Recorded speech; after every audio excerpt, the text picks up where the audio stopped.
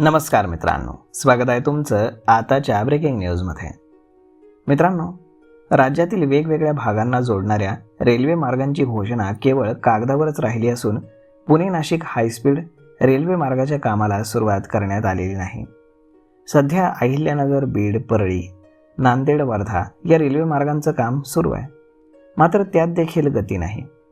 कोकणातनं एकही गाडी पुण्यामध्ये येत नाही. याउलट राज्यातून उत्तर भारताकडे जाणाऱ्या नव्या रेल्वे गाड्यांची संख्या मध्य रेल्वेकडनं वाढवण्यात आली, अशी माहिती रेल्वे वाहतूक तज्ज्ञांकडनं महाराष्ट्र रेल्वे परिषदेमध्ये देण्यात आली. कोल्हापूर, सावंतवाडी, बेळगाव मार्ग, चिपळूण, कराड, रत्नागिरी, दादर पॅसेंजर गाड्या वारंवार पाठपुरावा करून देखील सुरू करण्यात येत नाहीत. तर मध्य रेल्वे आणि कोकण रेल्वेला जोडणाऱ्या चिंचवड रोहा जोडणीचं कामही रखडलेलंच आहे. रेल्वेचे नवे मार्ग अनेकदा पाहणी, घोषणा आणि तांत्रिक अहवालांच्या चक्रामध्ये अडकत असल्याचं निरीक्षकांनी मत नोंदवलंय.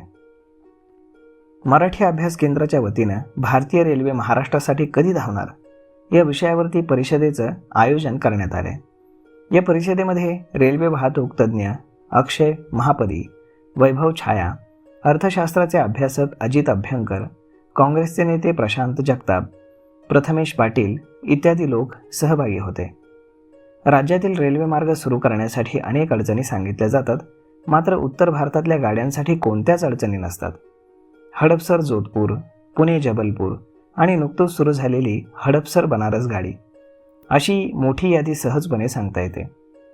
परंतु महाराष्ट्राच्या बाबतीमध्ये भिंग लावून शोधलं तरी नवीन गाड्या सापडत नाहीत, असं निरीक्षण सर्वांनीच नोंदवलं. प्रवाशांचं नुकसान टाळण्यासाठी रेल्वे जोडण्या लवकरात लवकर पूर्ण करणं गरजेचं असल्याचंही त्यांनी नमूद केलं.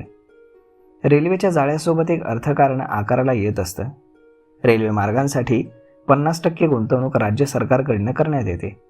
भूसंपादन देखील राज्य सरकार करतं, त्यामुळे 50% गाड्या राज्यांच्या वाट्याला येणं गरजेचं आहे. गाड्यांचे थांबे ठरवताना अधिकार रेल्वे बोर्डाला आहेत, त्यामुळे रेल्वे बोर्डात आपले प्रतिनिधी असायला हवेत. त्यासाठीची भरती प्रक्रिया राज्यांकडनं राबवण्यात यावी आणि तरच रेल्वे रोजगार स्थानिकांच्या वाट्याला येतील, अशी भूमिका सर्वांनी मांडली. मुंबईसह राज्यांतर्गत रेल्वे जाळ इतर राज्यांच्या तुलनेत अगदी कमी आहे. त्यामध्ये 72 प्रवासी क्षमता असलेल्या डब्यांमध्ये 500 प्रवासी भरले जातात. एवढ्या कमी जागेमध्ये गुदमरून जीव जाण्याचीही अनेकांवरती वेळ येते. आता रेल्वे तिकीट प्रणाली व्यवस्थापन सुधारणं गरजेचं आहे, असं वैभव छाया यांनी नमूद केलं.